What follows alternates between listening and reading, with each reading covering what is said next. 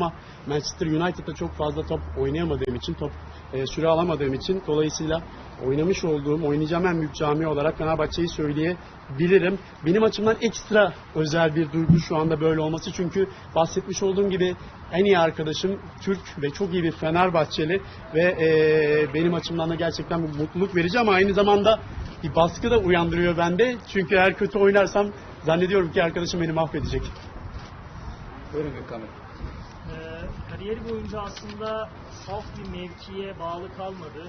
Forvet arkası, kanatlarda gördük, santrfor pozisyonunda gördük.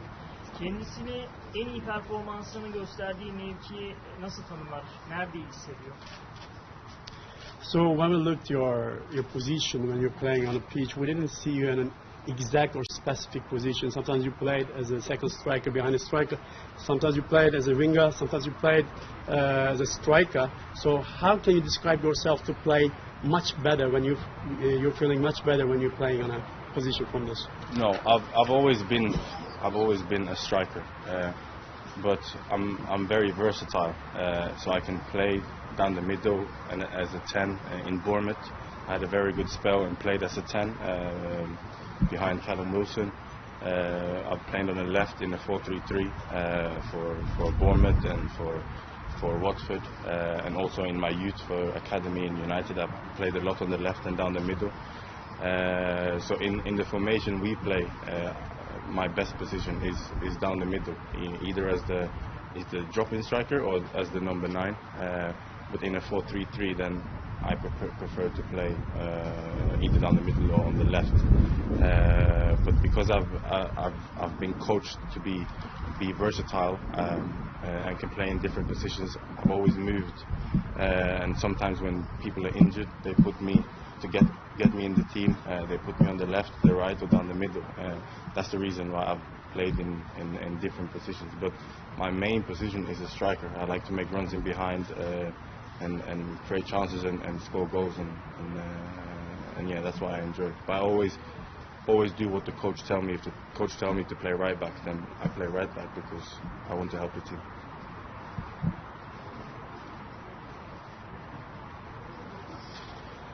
Açıkçası genel anlamda ben her zaman santrafor oynamıştım ama aynı zamanda çok yönlü bir oyuncu olduğumu da söyleyebilirim. Bournemouth'tayken daha çok 10 numara pozisyonda da oynamıştım ve 4-3-3 formasyonunda oynarken sol tarafta da oynamıştım. Hem Bournemouth'ta hem de Watford'da sol tarafta da oynamıştım. Bunun dışında formasyonuna göre de tabii ki değişebilen bir şey bu oynamış olduğum pozisyonlar. Aynı şekilde santrafor arkası da oynamıştım. 4-3-3 pozisyonunda sol tarafta da oynamıştım. Kenar oyuncusu olarak da oynamıştım. Demiş olduğum gibi çok yönlü olarak farklı pozisyonlarda oynayabiliyorum. Ama bunun dışında aynı şekilde sol veya sol tarafta, sol kenar olarak veya merkez oyuncusu olarak da oynamış olduğum zamanlar vardı. Dolayısıyla bu tip pozisyonlara oynamaya alışığım ama ana pozisyon olarak soracak olursanız santrafor olarak oynamaktan daha çok keyif alıyorum. Çünkü santrafor oynadığım zaman defansın arkasına koşu yapmayı seviyorum ve oralarda gol imkanı, takımım için gol imkanı yaratmayı seviyorum. Ama burada önemli olan şey hocanın benden isteği, hocanın benden beklentisi. Hoca benden sağ bek oynamamı isterse, sağ kanat oynamamı isterse tabii ki de orada da oynarım. Maksadım, amacım takımıma yardımcı olmak. Az önce aslında kısmen de kendisi de bahsetti. Manchester United'da istediği süreyi alamamak için de motivasyon kaynağı olduğunu da görüyoruz. Muhtemelen bir hırs, bir motivasyon da yaratmış. Şimdi Fenerbahçe'ye kariyer yolculuğunda geliyor. Bu Manchester United sürecinden sonra bu nasıl bir motivasyon besliyor? Before you couldn't take minutes to play for the Manchester United, and it has been also a little upset for you not to play for the Manchester United. But when we see that you play against Manchester United, and you came here with a mature manner to Fenerbahçe, and after this process of Manchester United, what would you like to say about your performance or the future in Fenerbahçe? No, so I went to United at 16. I went when probably the United had the best team in the world. You had Cristiano, Tevez, Berbatov, Rooney, and I didn't break through. But that doesn't mean my career is over. So I went elsewhere. When you play against United and you come from United, any player who plays against the old team, I think when you play against them, maybe you're a bit extra motivated and extra focused, and that's why I'm most of the time, a few times scored 4 or 5 goals, I think, against United in the different teams I've played. But no, I have a lot of respect for the club, and I'm here today because of the academy I went through there, a small part of it. So no, with hearing Fenerbahçe, I don't want to say too much. I want to start on blank pages and try and have my best season that I've ever had in my career. I'm 30 years old. Strikers, they always come to their peak when they're 30, 31, 32, and I feel this was the best move for me.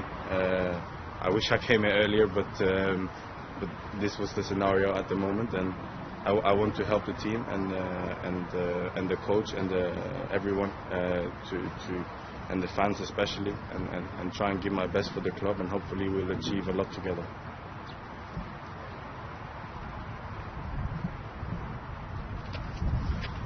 Ben Manchester United'a 16 yaşındayken gitmiştim ve siz de takdir edersiniz ki o dönemki Manchester United'ın kadrosu oldukça iyi bir kadroydu. Dünyanın en iyi kadrosu diyebilirim. Ronaldo vardı, Berbatov vardı, Tevez vardı, Rooney vardı. Bu tip oyuncular vardı o dönemde. Dolayısıyla benim de o kadroda yer bulma şansım bir anlamda zor olmuştu. Ama tabii ki bu kariyerimin sonu anlamına gelmiyordu. Ben de başka bir kulübe gittim. Manchester United'dan başka bir kulübe gittiğimde her oyuncuda olduğu gibi eski takımınıza karşı oynadığınızda, rakip olarak oynadığınızda ekstra bir motivasyon oluşur sizde. Öyle zannediyorum ki farklı takımlarda Manchester United'a karşı oynarken 4 ya da 5 gol atmıştım. Elbette ki Manchester United'a da saygım sonsuz. Çünkü oradaki akademideki geçirdiğim zamanların da benim kariyerimde çok olumlu bir etkisi vardı. Fenerbahçe'deyim şu anda. Tabii ki de çok fazla konuşmak istemiyorum. Ben şu anda burada en iyi sezonumu geçirmek istiyorum. Ve 30 yaşındayım ve bir santrafor için 30, 31, 32 yaşları oldukça verimli yaşlardır. Keşke daha önce gelebilseydim Fenerbahçe'ye ama senaryo, süreç bu şekilde gelişti. Benim şu anda tek temennim takımıma, hocama yardımcı olabilmek ve elbette ki taraftarları mutlu edebilmek. Ve ben burada en iyisini ortaya koyarak hep birlikte koyacağımız performansla başarıya giden yolda katkı sağlamak istiyorum. Süleyman Bey. Öncelikle Türkiye'ye hoş geldin diyorum ve başarılar diliyorum. 4 gün sonra Fenerbahçe çok önemli bir maça çıkacak, Dinamo Kiev maçına. Takıma yeni katılan bir oyuncu olarak nasıl görüyor hem kendini hem de takımı, şansı ne oranda? So first of all, welcome to Fenerbahçe. Thank you. And as you know, the 4 days later we're going to play against Dinamo Kiev for the qualifications of the Champions League. And as a new player in the Fenerbahçe, what would you like to say about the chance of our team to eliminate this game for yourself individually and also for the team? So we haven't started to focus on Dinamo Kiev yet. I came here 4 days ago. I've had 3 sessions. But what I can say is, from my experience in 10 years in professional football, the way we train is probably one of the highest level I've ever done. The boys are fit. The coach is so detailed. Every single detail he's on with tactics, fitness, and precision. So from what I've seen so far, we should be 100% ready. I need a bit more training to become 100% to my best fitness, but I know this will come with 1 or 2 weeks and just focus and train hard. But the chances are there. We travel to Poland to play Dinamo Kiev, and there is a fight for is kill or be killed. This Champions League. I only have 7 minutes in the Champions League, and it's one of my dreams since I was a kid is to play Champions League. So every game is important, and the first game we have is this game against Dinamo Kiev. So I'm really looking forward to it, and I think the boys as well, because it doesn't get bigger than the Champions League, and of course, yeah. Evet, şu an itibariyle takım olarak Dinamo Kiev maçına odaklanmaya başladığımızı söyleyebilirim. Ben 3-4 gün önce buraya geldim ve henüz 2 antrenman yapabildim takımla beraber. Söyleyeceğim şu ki 10-12 yıldır profesyonel olarak futbolcuyum ve bu süre zarfında yaptığımız idman şeklinin görmüş olduğum en yüksek idman seviyelerinden bir tanesi. Bunu rahatlıkla söyleyebilirim. Teknik direktörümüz, hocamız oldukça detaycı. Her konuda detaylara çok önem veren birisi. Fitness, taktik, antrenmanlar ve pozisyon anlamındaki konularda oldukça detaylı bir teknik adam kendisi. Elbette ki bizlerin de %100 bir şekilde bu maç için hazır olması gerekiyor. Benim birazcık daha zamana ihtiyacımın olduğunu düşünüyorum %100 bir şekilde fit olabilmek adına. Şu an itibariyle Dinamo Kiev maçına odaklandık. Şans orada, ihtimaller orada. Bizleri bekliyor olacak. Bizler de Polonya'ya gidip bütün savaşımızı, bütün gücümüzü ortaya koymak istiyorum. Benim Şampiyonlar Ligi'nde toplam 7 dakikalık bir sürem var ve çocukluğumdan bu yana hayalim Şampiyonlar Ligi'nde top koşturmak. Her maç bizim açımızdan önemli. Şu anda oynayacağımız maç Dinamo Kiev maçı ve sabırsızlıkla orayı bekliyoruz. Biz takım olarak iyi olduğumuzu düşünüyoruz ve elimizden gelen en iyisini göstereceğiz. Ahmet Bey.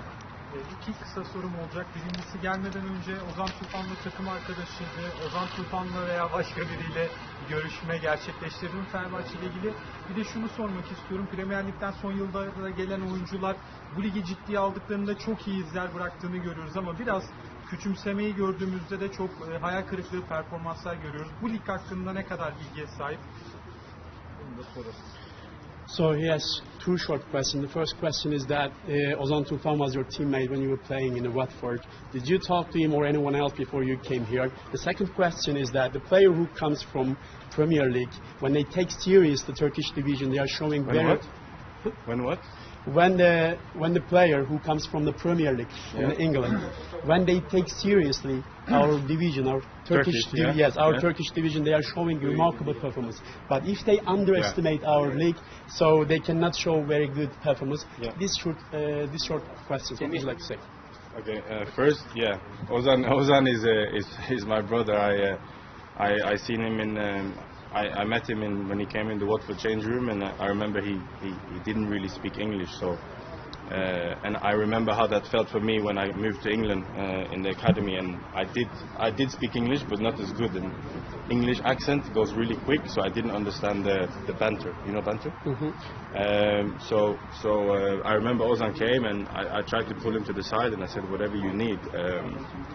Just ask me, and then I took him to Turkish restaurants, introduced him to some Turkish people who's well known in London, and from there we just became friends. And I think it was around after 2-3 months I asked him about Fenerbahçe, because I knew that there was some talks from the last summer, and all things he had to say was this would be perfect for you, as in Fenerbahçe the club. And he told me when he comes back he will speak to the people, and then we kept in contact after he went back in January, and now I'm here. Ozan, I have a lot of respect for Ozan. He's a quality player, and I wish him the best in Hull. I got a friend, even though it was just for 4 months, but I have a lot of respect for him, and he only spoke good about Fenerbahçe. I'm happy for that. The second question, what was that? The player who comes from the Premier League. Yeah. Okay. No. So I think the problem with this is the mentality. I think the lifestyle in Istanbul and the way the people treat people is so amazing, and it can happen that you fall off and you forget the work ethic. My mentality is very different. I know you had a few Norwegian people who played here before.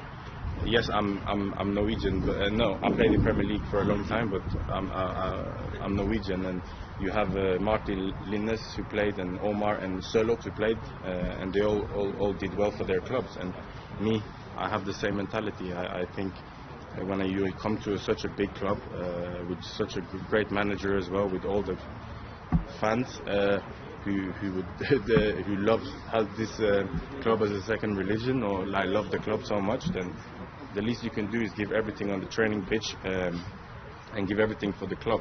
I didn't come here for a holiday and put cigar in my mouth. No, I came here to try and achieve something with the club and improve as a player. And after I've been here the 4 days, I'm not 1% doubt that I made the right choice.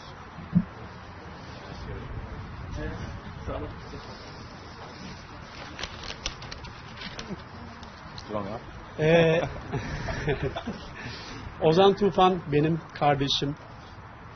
Bunu rahatlıkla söyleyebilirim. Watford'a geldiğinde Ozan Tufan İngilizcesi çok iyi bir durumda değildi. Ve ben onu gördükten sonra da ben kendimi de düşündüm. Çünkü benim de ilk zamanlarım aynı o şekildeydi.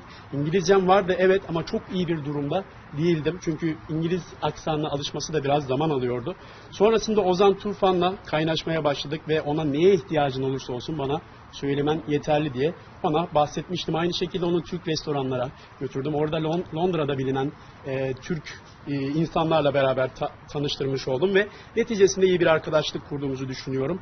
2-3 ay sonrasında da ona Fenerbahçe'yi sordum. Buranın nasıl bir yer olduğunu sordum ve senin Fenerbahçe'ye gitmenin mükemmel olacağını bana aynen bu şekilde iletmişti ve ondan sonraki süreçte de kontağımız her zaman, iletişimimiz her zaman devam etti ve hatırlarsanız Ocak'ta zaten o geri dönmüştü. Ben kendisine çok saygı duyuyorum. Gerçekten kaliteli bir futbolcu ve onun için de elbette en iyisini diliyorum şu anda. Hull City'de kendisi ve orada en iyisini diliyorum onun için.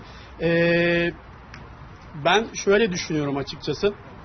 Ona saygı duyuyorum ve onun için aynı şekilde iyi şeyler diliyorum, güzel şeyler diliyorum takımında. İkinci sorunuza gelecek olursak açıkçası bu mental bir durum, mental bir problemle alakalı bir şey. Sizin yaşam şeklinizle alakalı olan bir şey. Dolayısıyla bunları daha çok düşünüp, yaşam tarzını daha çok düşünüp eğer iş etiğini aksatırsanız bu sizin için bir problem olabiliyor. Ben de aynı şekilde burada daha önceden oynayan oyuncuları da iyi biliyorum. Onların performanslarını da oldukça iyi hatırlıyorum. Aynı şekilde Lines, Omar, Sörloth bu oyuncular buraya geldikten sonra çok yüksek seviyede performans gösterdiler takımlarına. Yardımcı oldular, iyi işler yaptılar. Ben de aynı mentaliteye sahibim ve büyük bir hırsla ben de burada çalışmak istiyorum. Aynı şekilde çok iyi bir hocaya sahibiz. Çok büyük bir camiada olduğumu çok rahatlıkla söyleyebilirim. Bunun yanı sıra taraftarlarımız oldukça tutkulular. Tıpkı ikinci bir din gibi Fenerbahçe'ye tutkuyla sarılıyorlar ve kulübü çok fazla seviyorlar. Ben de burada olduğum müddetçe her şeyi vermek istiyorum. Ben buraya dudaklarımın arasında proyu almak için ya da burada tatil yapmak için değilim. Burada bulunmuyorum bu sebepten dolayı. Ben buraya başarmak için geldim. Ve bunun için de çok mutluyum. Şu an verdiğim karardan dolayı %1 dahi bile bir şüphem yok. Çok teşekkür ediyoruz arkadaşlar. Katılımlar için teşekkürler. Benim? Ya. İki fotoğraf istiyoruz. İki fotoğraf.